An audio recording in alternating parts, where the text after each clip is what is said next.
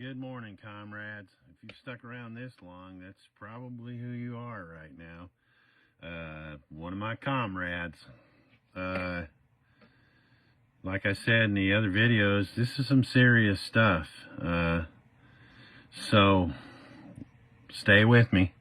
Like I said, I wanted to get into the prisons and what's going on with them, why they are the way that they are. And I started a video this morning, but I had to leave, so handle something right quick. But in the last video, the finale of the four-part series pertaining to the bankruptcy, I did in fact find what I was looking for, and it's Title 11, United States Code, Section 523, subsection 9, and the title is Debt Not Listed or Scheduled Generally. Note 344, Actual Knowledge. Paragraph 15, and this is a quote.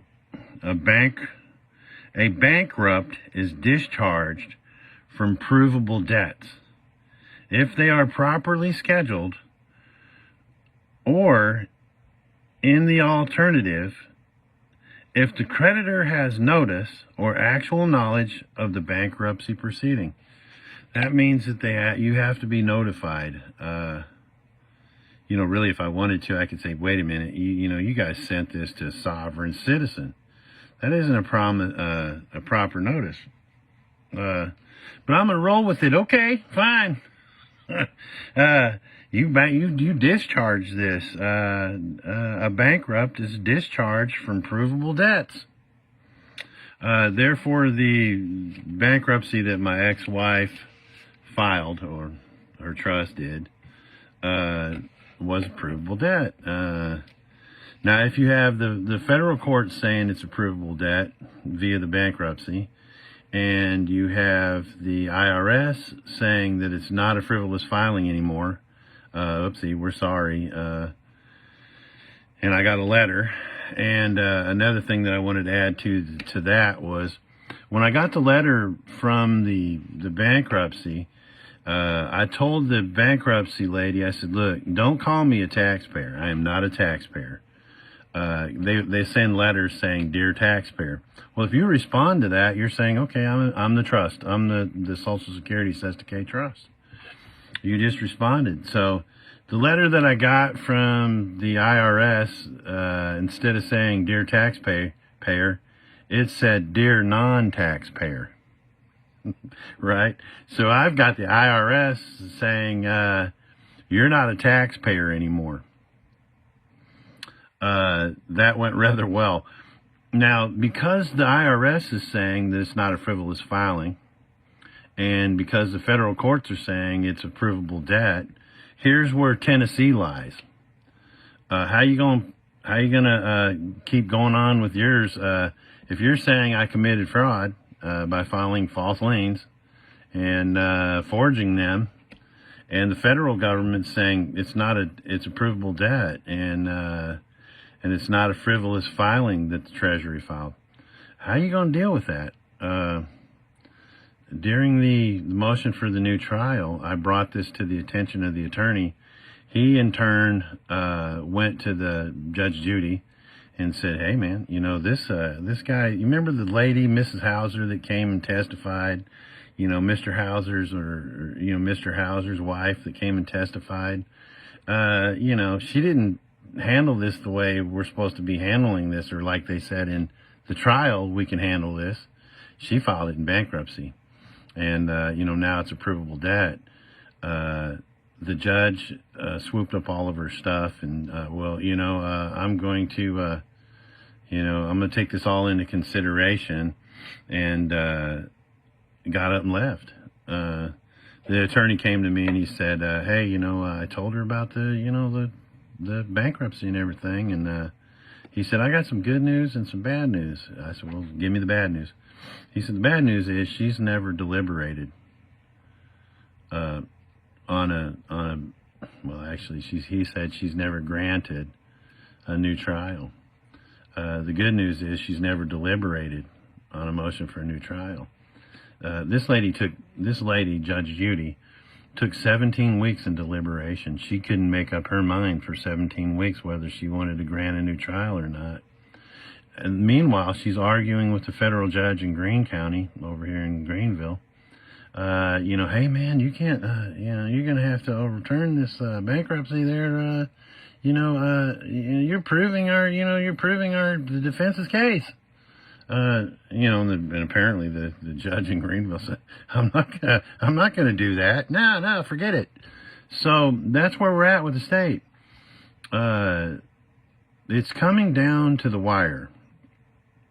And what's going to happen, I'm 99.9% sure, the Supreme Court of Tennessee is going to overturn the forgery convictions, because they're not forgery by definition, by no way in definition or case law or even Tennessee code annotated. They're not. They're original.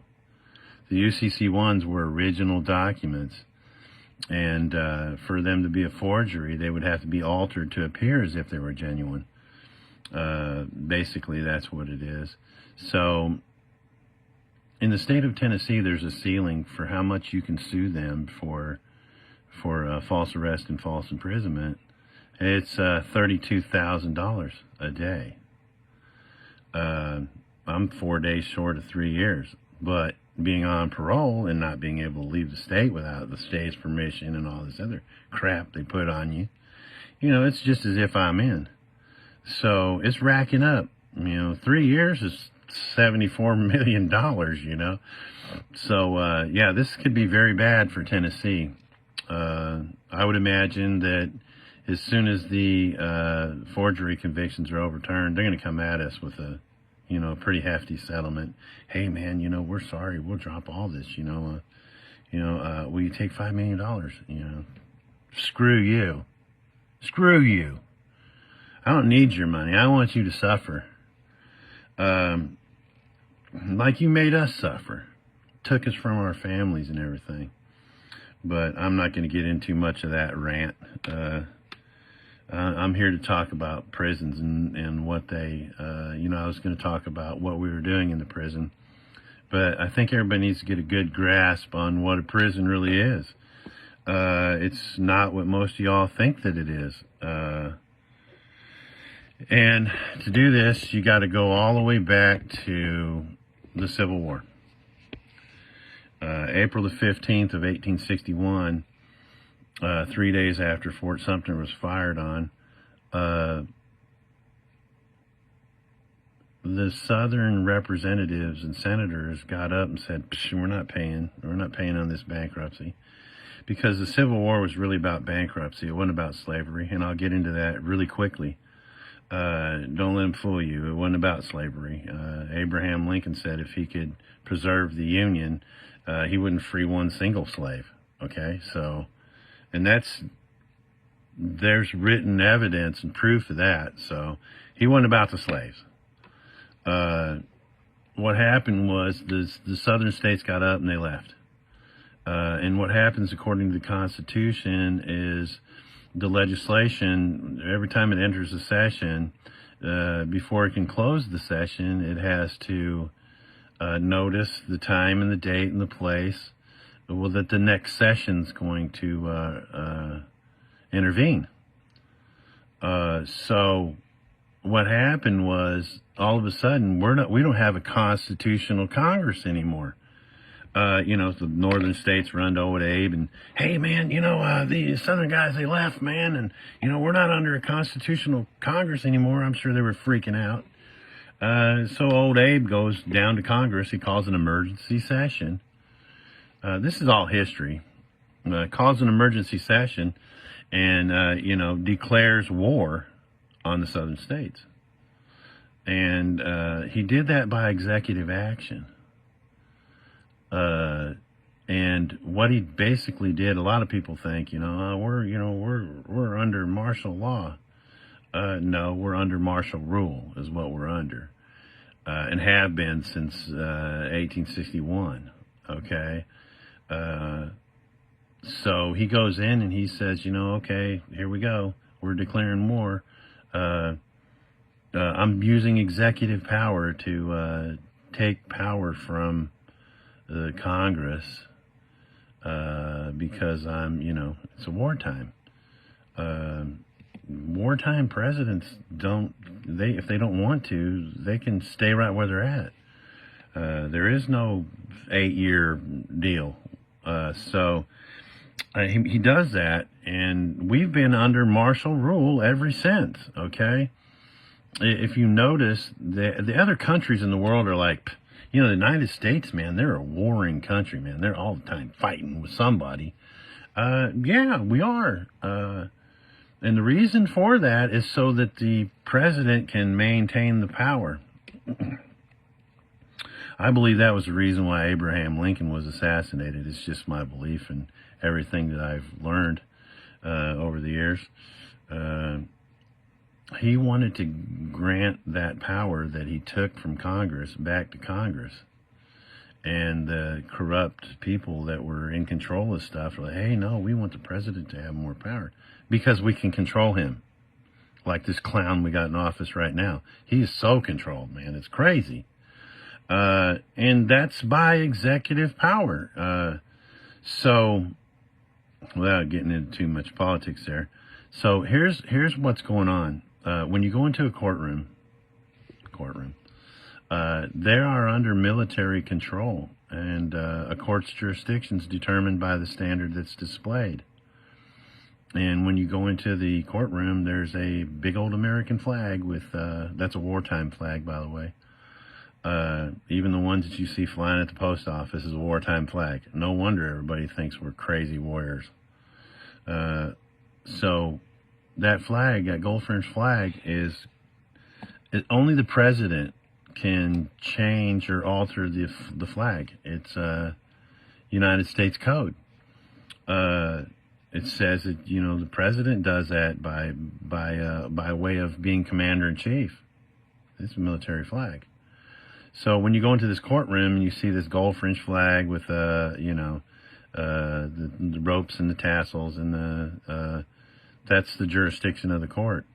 Ask yourself this: why is there a military flag in a supposedly civilian court? Because we're all under martial rule. A lot of people, a lot of churches have that same flag in their sanctuary. A court's jurisdiction is determined by the standard that's displayed. You got a military flag in your church. If you've got that. If you look at that eagle on top of what you think is an eagle, it isn't. Take a real good close look at that. That is in fact a phoenix. Eagles don't look like that. Look at the head, particularly the head and the beak. That's a phoenix, man. So now all of a sudden you got a pagan image in your so-called Christian churches. That's kind of freaky, man. So if you're if you'll notice this too, all cops have a flag, an American flag on their shoulder with a gold fringe around it. They're military police. We're under martial rule, folks, and we're not. That's why the Constitution doesn't apply. You suspend the Constitution when you're under martial rule, and here's where it really gets freaky. Okay, so you go into their tribunals and you submit to the jurisdiction, and they convict you of whatever, and then they're going to send you off to, and might have noticed me say this in the past when I was talking about Turney Center, military industrial complex. These prisons are concentration camps, just like the Auschwitz and stuff. Germany was under martial rule, and we're going to take these people and we're going to put them in these concentration camps, and the ones that we don't need we'll kill. And, the ones that we need, we'll put these concentration camps next to our factories. We'll put them to work. That's what's going on in our prisons right now. And what they're getting away with is totally insane. When you think about a prison, okay, there is so many similarities to the military. It's insane. It's crazy. All the officers, look up the definition of officer, have rank. This one's a corporal. This one's a sergeant. You got captains and lieutenants. And that's only military rank. Only the military is supposed to have the rank. Look it up. Look up the definition of private. Look up the definition of corporal, a sergeant, lieutenant. A warden is a military term. A commissioner is a military term. You get commissary. Commissary is strictly a military term. They call the places where you eat in the prison, they call them mess halls. Military, they like to say it short, they shorten it, the slang. The slang is chow hall. Look up the definitions of this stuff, man. That's what they're calling it. If a prison's not military, I don't know what is.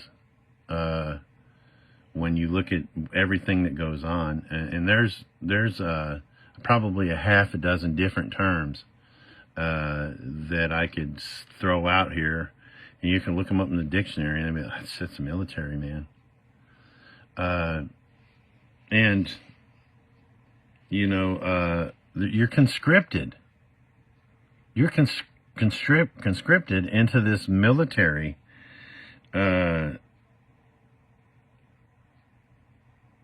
So that's where we're at with the prison system. Not only that, it's a trust action. That prison number is attached to the Social Security account. If you think that your tax dollars are going to pay to keep inmates up, you are crazy wrong. Crazy wrong. Think about this, man. There's all this private corporation prison stuff going on in America right now, right? And all these athletic heroes are investing money, big money. They're taking their money and investing it in a core civic. And, why? Because there's money in it. Look at core civic and the profits that they're making. The state prison system, the ones who aren't ran by private corporations, are really private corporations. They're making money off the trust. When they start hollering, count time, they want you all in your in your little cells, lock you all down. They call that an audit count. And an audit is an investigation into a financial account. When they go by and they look in there on that rack and there's two dudes laying up there, that's nothing different than a warehouse. There's 2 cans of beans. Check. Go to the next shelf. There's 2 more cans of beans. Shelf. Check. That's what's going on.